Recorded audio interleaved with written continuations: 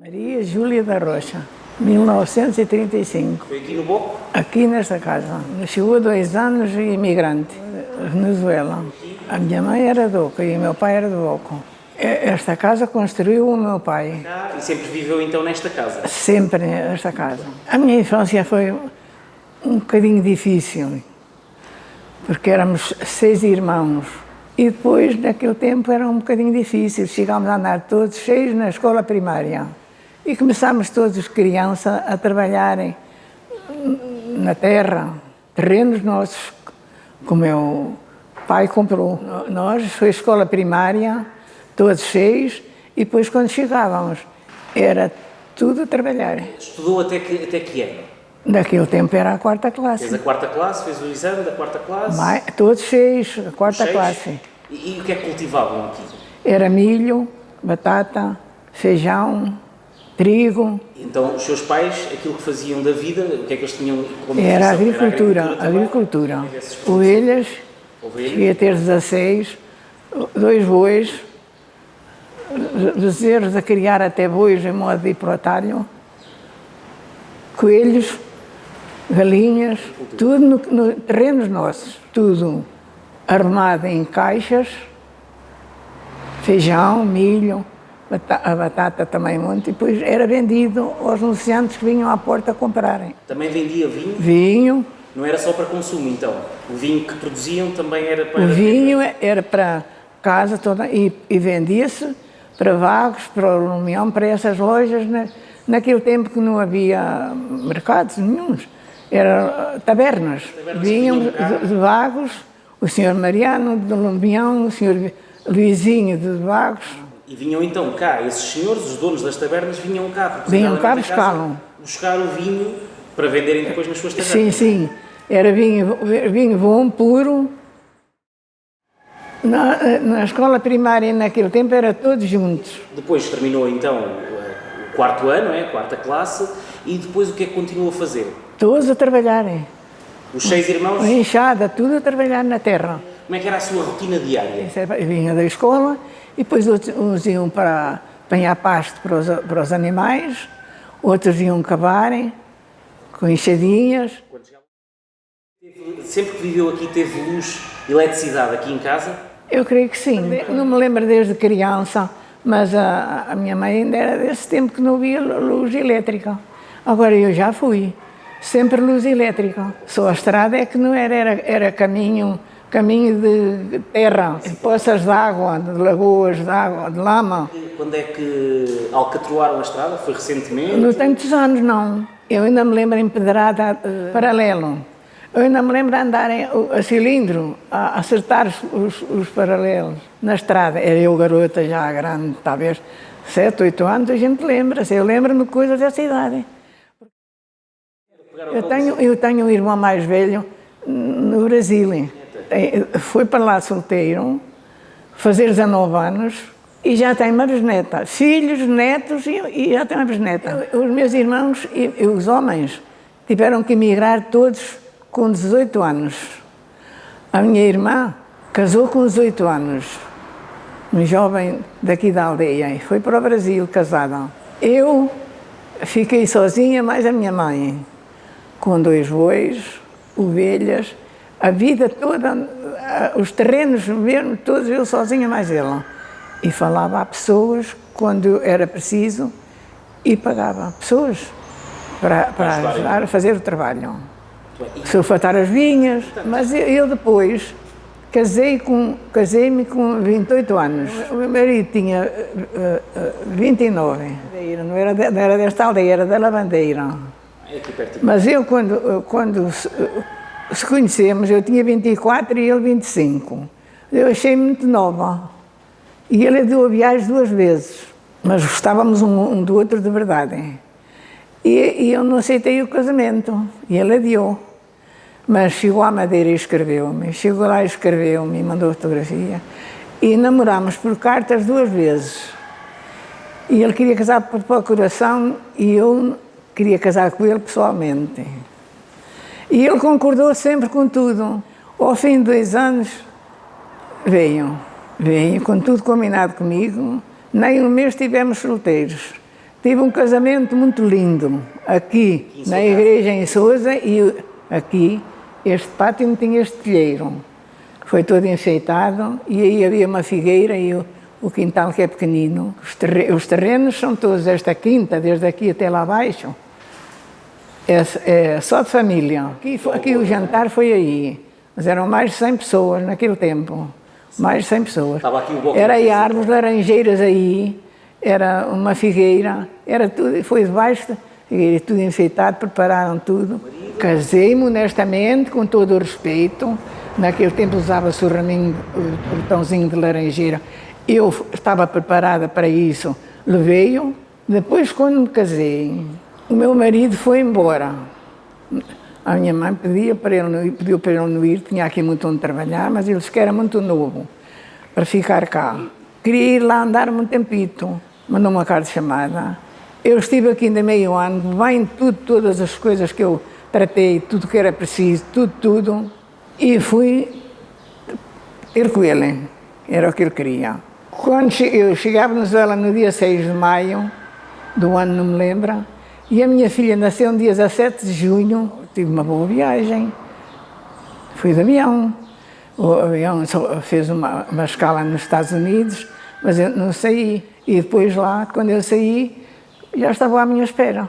E no ano seguinte, no dia 22 de julho, até hoje, nunca mais vi o meu marido. Quando aconteceu o acidente, a minha filha tinha 1 ano e 1 mês, e ao colo dele, mas quem ia ao volante do carro era um irmão dele de 28 anos que estava lá na Venezuela, que eu só conheci quando lá cheguei. Que eu nem sequer conhecia a família do meu marido, da lavandeira. Eu não andava nas danças, não andava nas festas, eu era trabalhar. Hein? Domingos, feriados, dia santos, era trabalhar. Hein? Porque fomos fazer uma viagem a Lagoaira, onde se embarca de avião e de barco. São 2 ruas. Por um lado é o aeroporto e para o outro lado é o de barco. Para lá fomos bem, chegámos bem. Hein? Eu levei a minha filha, fomos os dois num carro, e os meus cunhados foram à frente com as coisas deles, porque vieram para cá de vez que tinham aqui 2 filhos. E ao regressarmos a casa, nunca mais vi o meu marido até hoje. Tenho 55 anos de viúva. Regressei para aqui, para esta casa, estava a minha mãe aqui a viver sozinha. Sofri muito no acidente, sofri muito, eu não vi nada nem senti nada. Eu, quando recuperei os sentidos no hospital, é que vi que tive uns poucos dias, disseram depois, os portugueses que iam visitar, eu estive uns poucos dias inconsciente. Eu não sabia que eu não via a minha filha. A minha filha foram outros portugueses que a levaram para o outro lado, para a casa deles. E depois é que me entregaram quando procuraram, porque este acidente foi publicado na televisão e no jornal lá, que eram 2 portugueses, que tinha acontecido o acidente. E depois eu não podia ficar lá na Venezuela. Eu estive lá 1 ano e pouco. A minha mãe estava sozinha, tinha um irmão aqui a viver perto. Depois que eu comecei a trabalhar, que eu fiquei boa, comecei a trabalhar na agricultura mesma. Mas não jamais bois, mas tivemos ovelhas e porcos, coelhos, galinhas. Lembra-se assim de alguma festa daqui do Boco, de alguma tradição? Há uma festa, o Santo Inácio de Boco, que eles chamam Senhora das Candeias. Eu já não participo muito nisso, não. Mas antigamente participava, gostava de participar? A procissão, era música, andava um tambor na rua, já na véspera. Os conjuntos a tocarem, isso já foi mais tarde. Os conjuntos a tocar, assim, notada.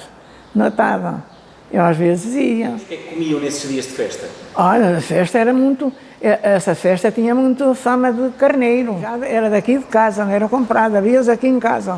E ainda mesmo assim, mais tarde, depois que fiquei sozinha, mais a minha mãe, depois que eu vi, o último que se arranjou, depois de pronto, pesava 40 quilos depois limpo. Tudo com erva. E em termos de... Não havia rações nem para os porcos, nem para as galinhas, tudo milho e couves. Em casa fazia-se sempre a sobremesa. Arteria, broa doce, chamava broa mimosa, era feita aqui em casa.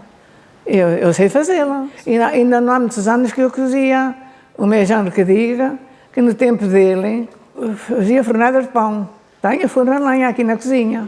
A broa mimosa era tudo milho moído na azenha e nas azenhas do Boco. Sabe quantas azenhas é que existem aqui no Boco? Eu creio que eram 11. E todas elas faziam a moagem? Todas. Era trigo, milho e até se cascavam arroz. Nós tínhamos arroz, que ia lá com os sacos do arroz e o arroz vinha descascadinho aqui. Eu ia levar os sacos de milho à cabeça, era tudo à cabeça. Então, guarda-se assim mais alguma tradição aqui da aldeia, do Boco?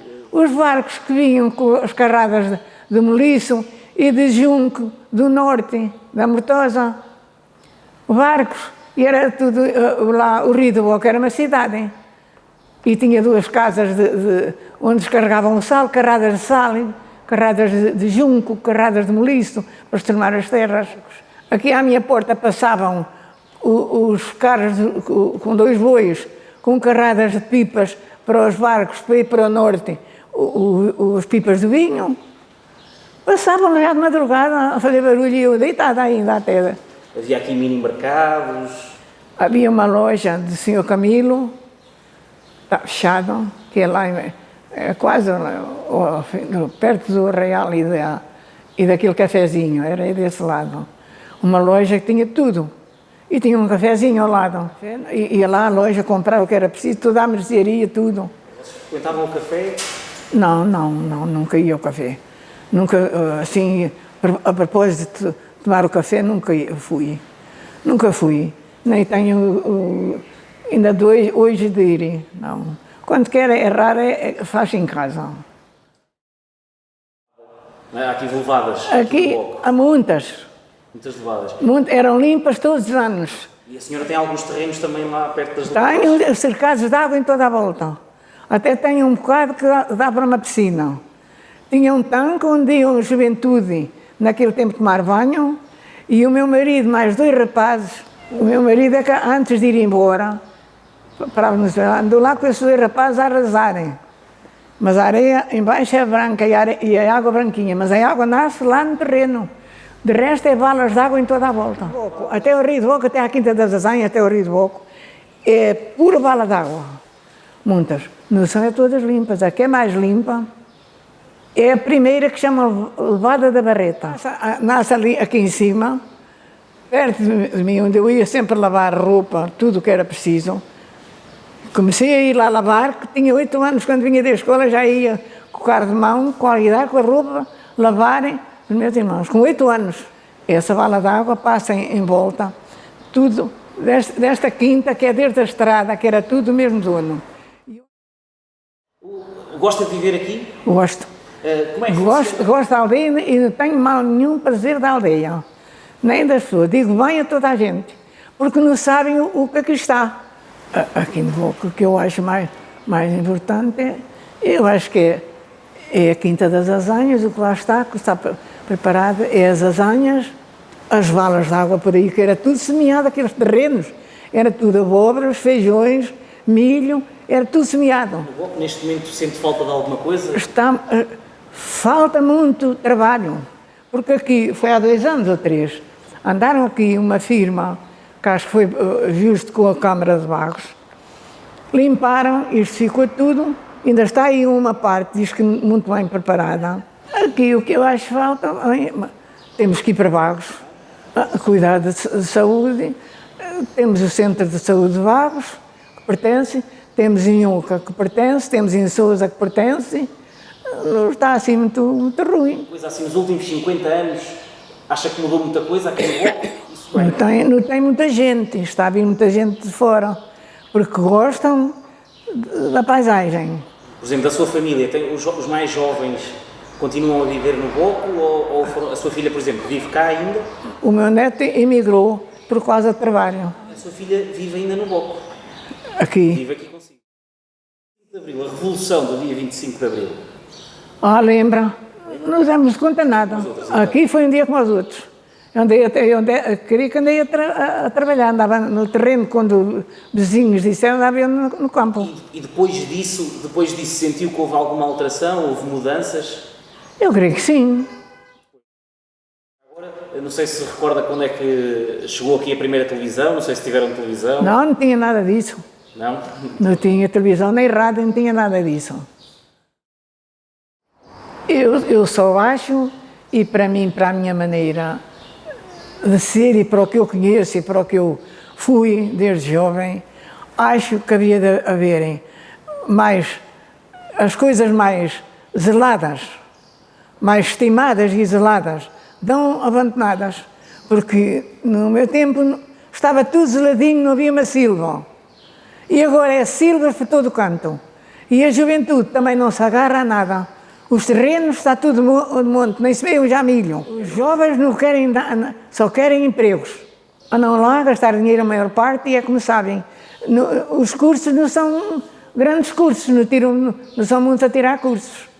O meu neto, a gente queria que ele tirasse curso de línguas, mas queria trabalhar e ganhar dinheiro, porque precisava.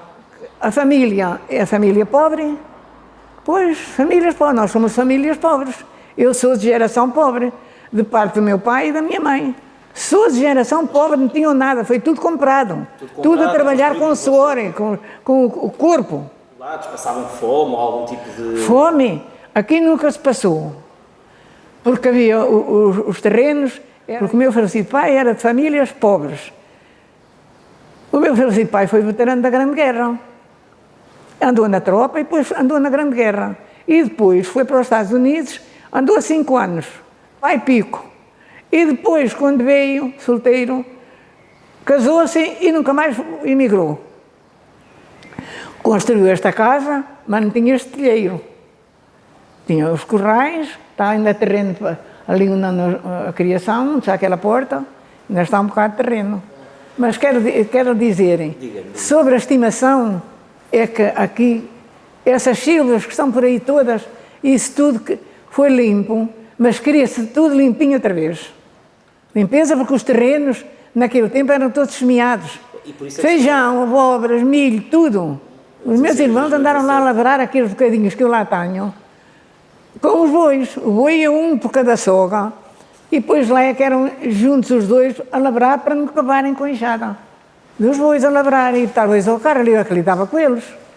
Botá-los ao carro, tirá-los, fazer as carradas de milho, de bandeiras, de feijão, trigo. Eu sou desse tempo. E depois tinha aqueles bocados de terreno, de levada para levada, aqueles bocados de terreno.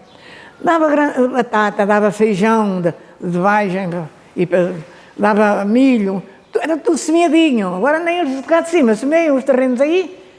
As nascentes da água, tudo parece o mar, hein? Tudo deitinho, tudo deitinho, a escorrer para baixo, tudo deitinho. E quando andaram aí, eu disse, façam aí umas fontinhas, 2 ou 3, que é água tão boa. Porque eu ia lá lavar e a água, a areia branquinha, e a água a jogar as pedrinhas, a areia para cima.